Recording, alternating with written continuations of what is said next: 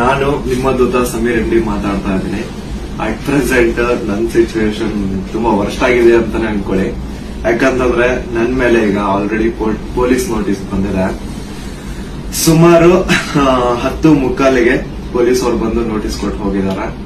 ನನ್ಗೇನ್ ಭಯ ಇಲ್ಲ ಗುರು, ಕಾನೂನು ಪರವಾಗಿ ಈಗ ಜಸ್ಟ್ ಒಂದು ಫ್ಯೂ ಅವರ್ಸ್ ಬ್ಯಾಕ್ ಬಂದು ಕೊಟ್ಟು ಹೋಗಿದಾರೆ. ಅಂಡ್ ನನ್ಗೇನ್ ಭಯ ಇಲ್ಲ. ನನ್ನ ಹತ್ರ ಎಲ್ಲಾ ಸಾಕ್ಷಿ ಇದೆ. ನಾನು ಏನ್ ವಿಡಿಯೋ ಮಾಡಿದೀನಿ, ಯಾವ್ಯಾವ ಕೇಸ್ ಬಗ್ಗೆ ಎಲ್ಲ ಮಾತಾಡಿದೀನಿ, ಪ್ರತಿಯೊಂದಕ್ಕೂ ನನ್ನ ಹತ್ರ ಸಾಕ್ಷಿ ಇದೆ. ನಾನು ವಿಡಿಯೋದಲ್ಲಂತ ಒಂದು ಅಷ್ಟು ಕ್ಲಿಯರ್ ಆಗಿ ತೋರ್ಸಕ್ಕಾಗಿಲ್ಲ. ಬಟ್ ಕಾನೂನು ಮುಂದೆ ನಾನು ಪ್ರತಿಯೊಂದನ್ನ ಇಡ್ಲಿಕ್ಕೆ ರೆಡಿ ಆಗಿದ್ದೀನಿ. ನನಗೆ ಕಾನೂನು ಮೇಲೆ ತುಂಬಾ ಗೌರವ ಇದೆ, ತೊಂದರೆ ಇಲ್ಲ ಅದ್ರ ಬಗ್ಗೆ. ನ್ಯಾಯ ಕೇಳೋದ್ರಲ್ಲೂ ಜಾತಿ ಧರ್ಮ ಅನ್ನೋದು ಎಲ್ಲಿಂದ ಬಂತು ನನಗಂತೂ ಗೊತ್ತಿಲ್ಲ. ನನ್ನ ಮನೆ ಅಡ್ರೆಸ್ ಲೀಕ್ ಮಾಡಿರೋರಿಗೆ, ನನ್ನ ಫೋನ್ ನಂಬರ್ ಲೀಕ್ ಮಾಡಿರೋರಿಗೆ ನಾನು ಹುಡ್ಕೊಂಡು ಬಂದು ಹೊಡೆಯೋದು ಮ್ಯಾಟರೇ ಆಗಲ್ಲ. ಸೊ ಹೇಳೋಕ್ಕಾಗಲ್ಲ ನನ್ನ ಜೊತೆ ಅವಾಗೇನಾಗುತ್ತೆ ಅಂತ. ಹಾಗಾಗಿ ಎಲ್ಲ ಕಂಟೆಂಟ್ ಕ್ರಿಯೇಟರ್ಸಲ್ಲೂ ನಾನು ಕೇಳ್ಕೊತಾ ಇದ್ದೀನಿ, ಪ್ಲೀಸ್ ಈ ಒಂದು ವಿಷಯದಲ್ಲಿ ನಿಮ್ಮ ವಾಯ್ಸ್ನ ರೇಸ್ ಮಾಡಿ ನಮ್ಮ ಕನ್ನಡ ಕಮ್ಯುನಿಟಿ, ಯೂಟ್ಯೂಬ್ ಕಮ್ಯುನಿಟಿನ ಪವರ್ ಏನು ಅಂತ ಈಗಲಾದರೂ ತೋರಿಸ್ಕೊಡಿ.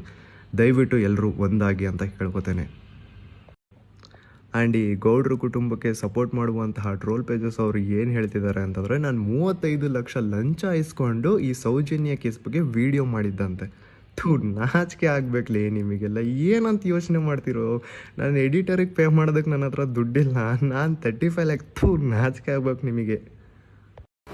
Okay, small update. ಈಗಷ್ಟೇ ನಾನೊಂದು ಟ್ರೋಲ್ ಪೇಜಲ್ಲಿ ನೋಡಿದೆ, ನಾನು ಅರೆಸ್ಟ್ ಆಗಿದ್ದೀನಿ ಅಂತ ಒಂದು ಫೇಕ್ ನ್ಯೂಸ್ ಬರ್ತಾ ಇತ್ತು. ಅರೆಸ್ಟ್ ಆಗಿದ್ದೀನಿ ಅಂತ ಹಾಕಿದ್ದಾರೆ. ಮೇ ಬಿ ನಾನೇನೋ ಕೊಟ್ಟಿಲ್ವಲ್ಲ, ಹಾಗಾಗಿ ಆ ಥರ ಥಿಂಕ್ ಮಾಡಿರ್ಬೋದು. ಏನಿಲ್ಲ, ನಾನೇನು ಅರೆಸ್ಟ್ ಆಗಿಲ್ಲ, ಅರೆಸ್ಟ್ ಆಗೋದು ಇಲ್ಲ. ಯಾಕೆ ಆಗ್ತೀನಿ ಗುರು ಸುಮ್ಮನೆ. ಸೊ ಏನು ಗಾಬರಿ ಪಡ್ಕೋಬೇಡಿ, ನಾನು ಆರಾಮಾಗಿದ್ದೀನಿ. ಕೂಲ್.